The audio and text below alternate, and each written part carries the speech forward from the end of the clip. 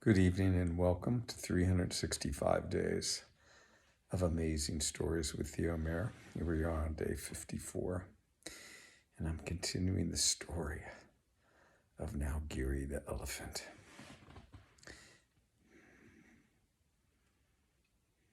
The elephant keeper and his friends, after getting Nalagiri drunk and waiting for the morning light, drunk themselves, began to prod and frighten and enrage Nalagiri.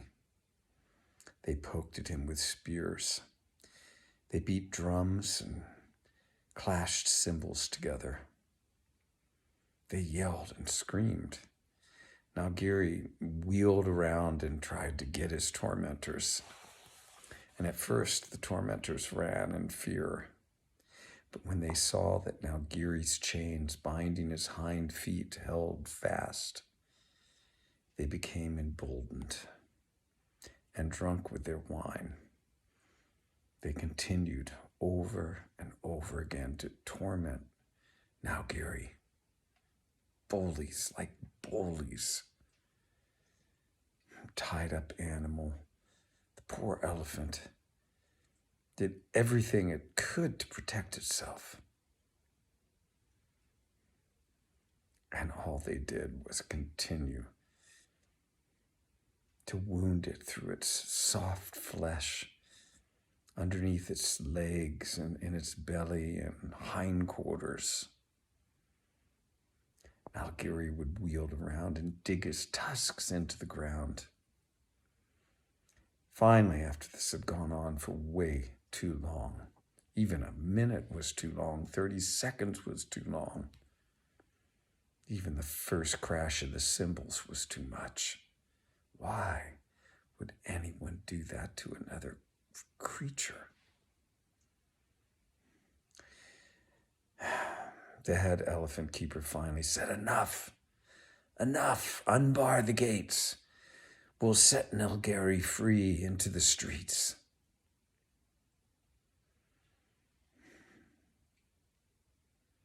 The men,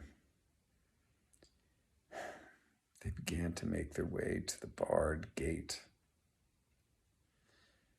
But they had not reckoned properly. They had not realized that having enraged this powerful beast, Nalagiri would know a strength that he had never known before.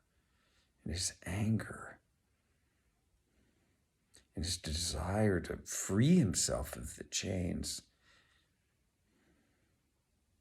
and to get back at his tormentors. Nalagiri dug his feet into the ground like never before. The chain snapped, and before any of the men could get out of his stall, he was upon them. Now you might think that those long tusks would be hard to control, but I can guarantee you that Nalagiri knew exactly where the end of those tips of those tusks were. And he used them to knock each one of those men down. There was one man. He remembered him. This man had picked up a jagged stone and thrown it at the bulge in Nalagiri's forehead. That man was the first to fall under Nalagiri's feet.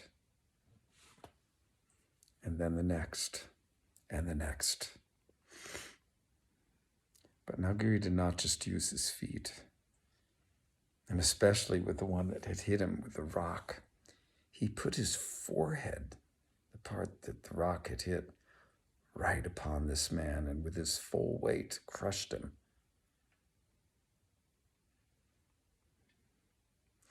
By the time a few minutes had passed, none of those men were recognizable again. He had turned them into a froth of what you can imagine. And then Nalagiri, still enraged, put his trunk to his mouth and let out a mighty, mighty trumpet.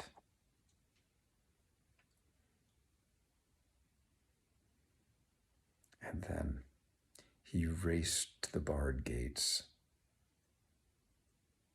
and smashed his way through and was out into the streets. Now I'll leave the story there. We'll find out tomorrow what happened now that he's out in the streets, but I'll tell you a story once of me having met an elephant. I was at the Cincinnati Zoo, where I spent a lot of time as a young person. Now I was older. I was in my late 20s, and I was staying in what was known as the intern house, just across the street from the zoo. The head zoologist, Barry Wakeman, had allowed me to stay there, and in exchange, I helped out at the children's zoo Saturday mornings, cleaning up after the animals. I was walking around the zoo one of those days, and the head keeper of the ape house, Cecil Jackson, and it was Cecil Jackson Jr., there was a Cecil Jackson Sr. that had been in charge of training all of the animals that would do a show during the summertime. Elephant, chimpanzees, and sea lions is what I remember in the show. But the elephant's name was Shotzi.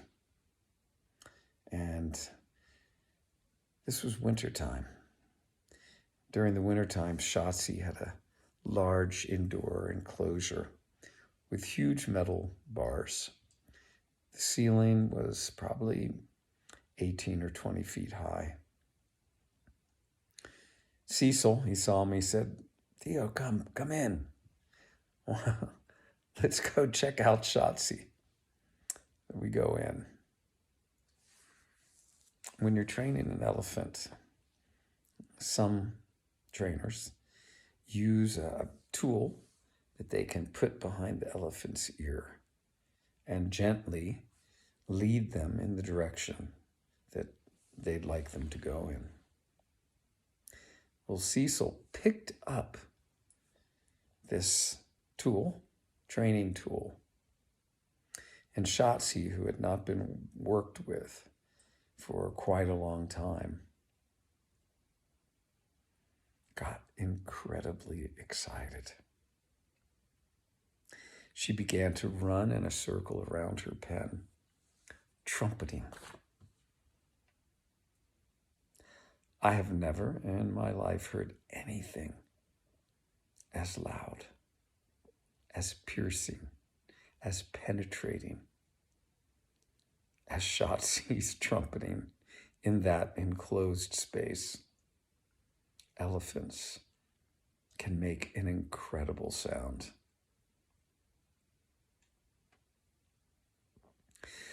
So, when I say in the story that Nalagiri had let out a mighty trumpet, the bigger the elephants, usually the louder the trumpet.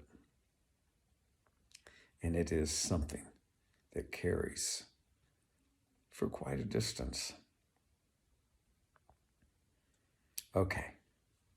Hope you enjoyed. Have a good rest of your day or evening.